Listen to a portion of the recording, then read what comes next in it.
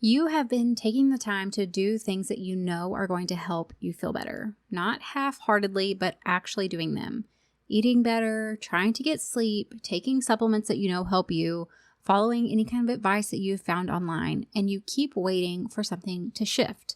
But your body feels like it's just not responding the way that it is supposed to respond when you are doing all of the right things. And it's discouraging because nothing is really changing. The most exhausting part is not even the symptoms anymore. It is the fact of not understanding why. Because if you knew why, you could fix it. But you're already doing the things that you feel like you're supposed to be doing to fix it, and it's not working. I want to share with you today and talk about this. Not another thing to add to the list to be doing, but a reason why the right things are maybe not getting the results that you're hoping for, and what could be going on instead. So let's talk about it. Welcome to Chronic Illness Moms. If you're more than just a tired mom, I'm talking trying to make it through the day without crashing by noon while raising neurodivergent kids, you're not alone. I'm Ashley, a wife, mom, and certified health coach. I have lived with autoimmune disease and flare-ups that made everyday life feel harder than it should. After years of pushing through and burning out, I learned how much stress, poor sleep, and nervous system overload were driving my symptoms. Everything changed when I started building small, realistic habits that actually supported my body instead of fighting it. In this podcast, you'll learn simple habits that help you to feel better. So pop in your earbuds and take a break from the chaos. It's you time. Maybe you have been putting off getting support for your chronic symptoms because you picture it looking like this huge overhaul, a long commitment, a very complicated protocol, changing everything at once. My Feel Better coaching call is not that. It is 1 hour. We do not build you this long list of things that you need to change. We identify the 1 or 2 habit gaps that are draining you the most, and you are going to leave with one clear first step that you can actually implement right away, even on the hard days. No guesswork, no crazy protocol or overwhelm that assumes that you have more capacity than you actually do. We're going to focus on just one thing, and that is the whole point. You can book a call at ashleybraden.com/coaching. Okay, now let's talk about why the right things feel like they are not working for you. I want to set the scene for you, and I want you to tell me if this sounds familiar. You've done a ton of research.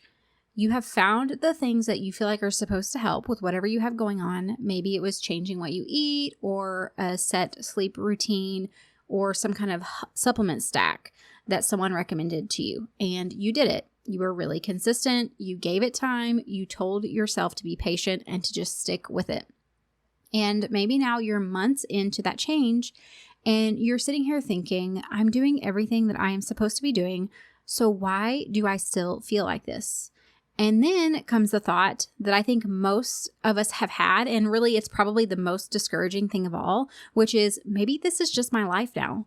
Maybe I have tried the things and this is just what my body does. This is what the rest of my life is going to look like. And I just want to tell you that that thought does not have to be true. But I also want to tell you that the answer is probably not another thing to add to the list, because the reason that the right things are likely not working for you might have nothing to do with the things that you're doing and everything to do with the state that your body is in while you are trying to do them. And let me talk a little bit more about what I mean by that. Okay, so sometimes we're trying to do the right things when our body is kind of in the wrong state. So healthy habits are going to work best when your body is in a state that it can actually receive them. So when your body's been stuck in chronic stress and this chronic state of really being on high alert for such a long time, the capacity that it has can often be lowered. So this is not because the habits you're trying are wrong, but because your system that is trying to implement them is already maxed out. So think of it this way. Imagine you are trying to water a plant through a pot that has a crack running down the side. The water is good. The plant needs the water. The timing is right. You're doing everything that the instructions say that you should do to help your plant to survive. But most of what you are pouring in is running out through the crack before it can actually reach the roots of the plant. So the food, the sleep habits, the supplements, those are all the water in this scenario. And a body that is stuck in this stress mode or this response mode, fight or flight, that is the crack in the pot. So you can keep adding the right inputs and you're still not seeing the results you want to see because your system is receiving them in a state that it's not really able to fully absorb them. Now, hear me in this. Obviously, yes, doing all of those things helps your body to come out of that stress state. But sometimes if we ignore the stress state, that is whenever we notice we're not seeing the results that we're hoping for. So again, when you've been under that chronic stress for a long time, also raising neurodivergent kids while managing your own health, that is chronic stress. Full stop. It is. Your nervous system is constantly staying in this low-grade alert mode. And in that mode, your body is going to prioritize surviving over repairing itself. That is just your body doing exactly what God designed it to do whenever you're under pressure. It does not mean that the inputs or the different things that you're trying are wrong. It just means that they are competing against a system that is already really not focusing on that. It is focusing on survival. So before you ask, well, what else should I try? I want you to ask this instead. What is the current state of my system, my body overall, also my nervous system? Not what symptoms do I have, but looking at what is my stress load? What is my sleep quality? What is my baseline emotional state? Because that state is really the factor that determines whether the things that you are already trying to do are actually going to make more of an impact. Again, hear me when I say, I'm not saying to drop those things, because those are part of the foundation of how we begin to feel better. But if we don't address the stress, if we don't address the chronic fight or flight, we're really just fighting this uphill battle. So chronic stress is going to keep that body's alarm signal turned on all the time.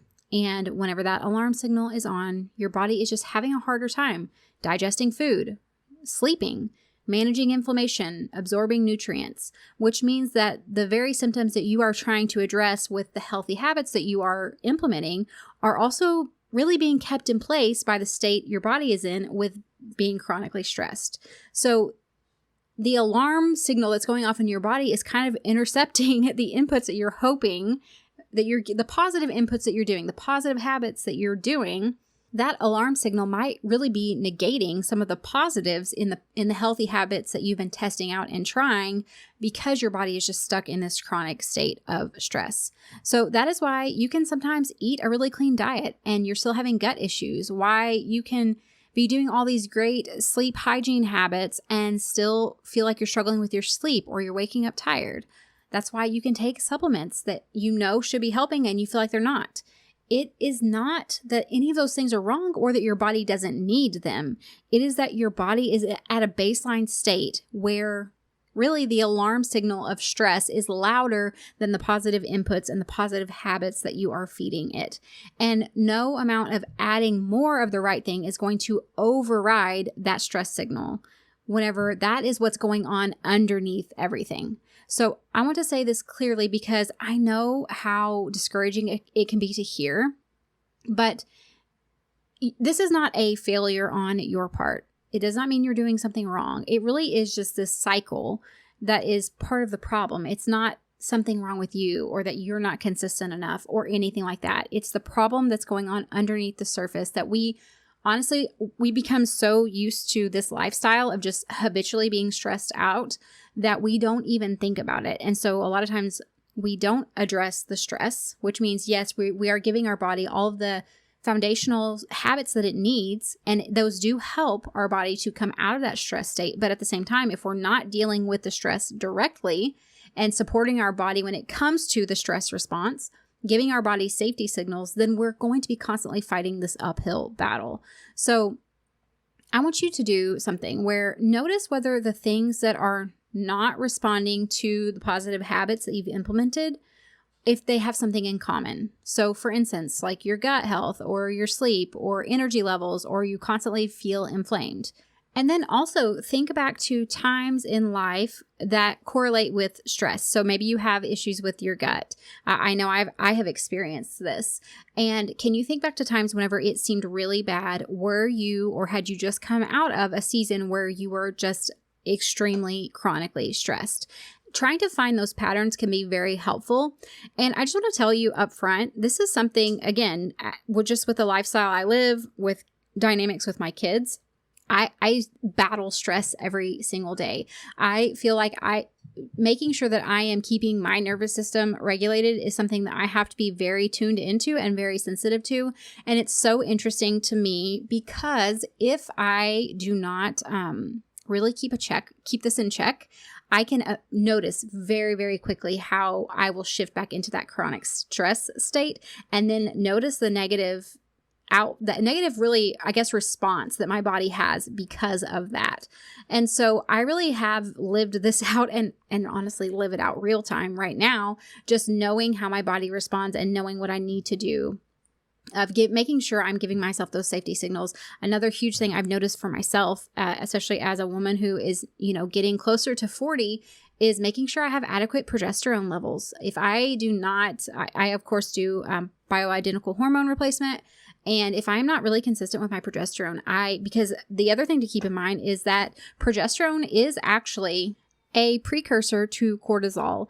And so it really does play an impact in your body's ability to handle and regulate yourself from stress. So that is another thing that I have looked into for myself. But again, it's looking at this big picture of, yes, I know I need to drink enough water. I need to drink enough sleep. Both of those things, if I am not well rested and I am dehydrated, those are also going to put stress on my body.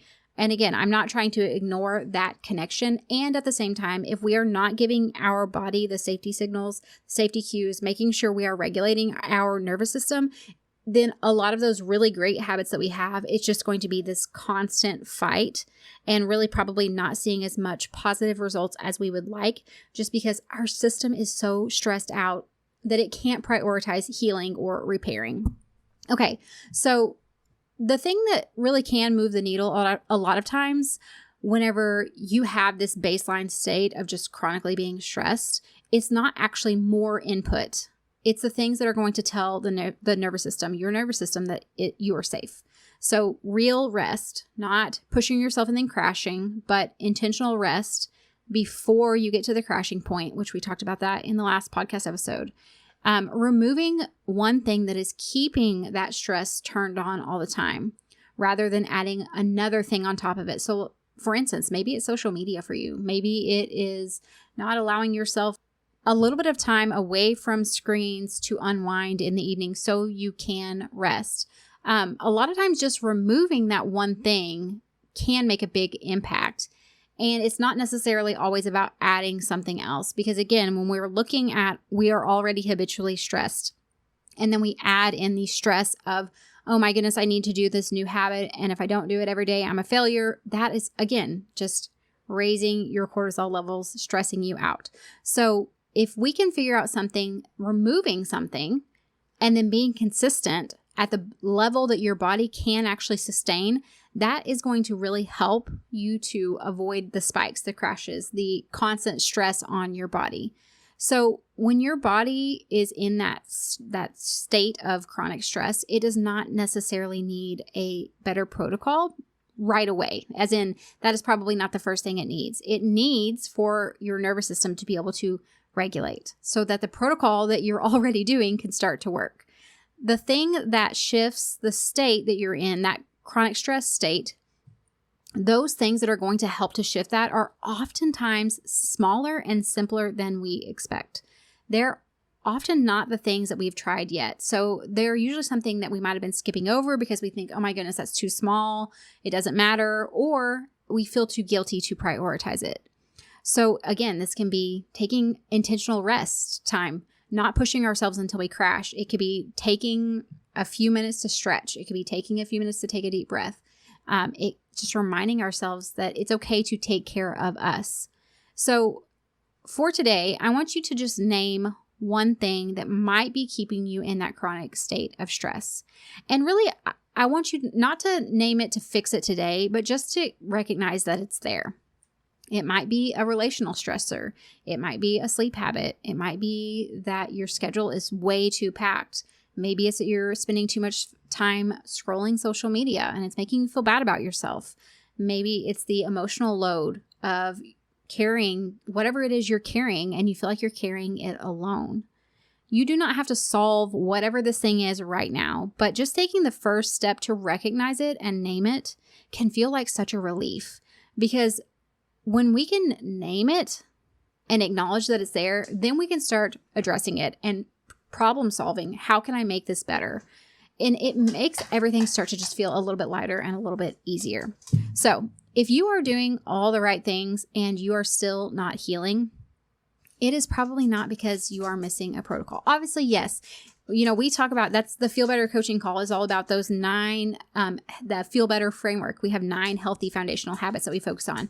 And if you aren't struggling with those, then yes, we need to get those locked in as well. But part of that is also stress and emotional health. So those all tie in together. So a lot of times it is not because you're doing something wrong. It is because your body is just in a state where those things right now, they can't fully land because your body is prioritizing survival. It is not prioritizing healing and repairing. So chronic stress and that chronic alarm in your body that's going off, it keeps your system from prioritizing what you want it to. And no amount of adding more inputs or more stress is going to override that, if that is still what's going on underneath. The issue is that we really do need to address the stress.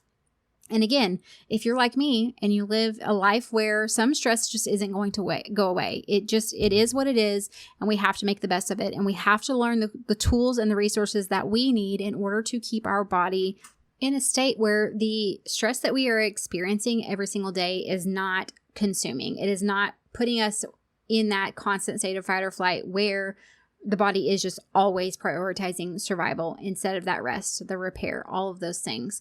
And so that is what we need to focus on, is how can we shift that? And I will tell you, I think the best thing to do is to first acknowledge one thing that is really weighing you down, that is constantly stressing you out. And then, yes, figuring out a way, how can I minimize that? Or if I can't change it, how can I send a safety signal to my body, especially when those things are happening? How can I support my body better? Again, I mentioned I use progesterone. I also take DHEA. I'm not recommending you guys do that. Obviously, talk to your doctor, but I'm telling you some of the stuff that I do because I know these are things that will support my adrenals and my nervous system. And then, yes, making sure we're eating enough protein, enough water, all of these things, they all impact it. And at the same time, if we don't address the chronic stress, if we don't address giving ourselves those safety signals and those safety cues that allow our body to come out of that stressed state, we're just going to feel like we're constantly spinning our wheels, which it's frustrating. So I just want you to pick one thing, name one thing that might be keeping you in this chronic state of stress. Write it down, share it with someone, come over to our Facebook community. I'll share the link down in the show notes below and share it with us there. And again, just write it down and acknowledge it. You don't have to come up with a solution today, but just acknowledging it and owning it can be a great first step in then moving forward and figuring out how to resolve it or how to at least minimize the impact that it's having in your life. All right, friend, that is all for this episode. I hope you have a wonderful week, and I'll see you back next time. Hey friend, I hope you found today's episode helpful. If you did, would you take a minute to share it with another mom who's struggling with chronic symptoms? And leave a review on Apple Podcasts. It means the world to me to know this podcast is making a difference for you. All right, it's time for me to go tackle those snack requests, and remember that a short walk, even if the kids turn it into a race, still counts as self-care. Keep chasing those little wins. Even when it feels messy, you're making progress. The information shared in this podcast is for educational and informational purposes only and is not a substitute for professional medical advice, diagnosis, or treatment. Always consult your healthcare provider before making any changes to your health routine. I'm not a doctor, and this podcast is not intended to treat or diagnose any condition. You're the expert on your body. Listen to it and reach out to a trusted provider for support.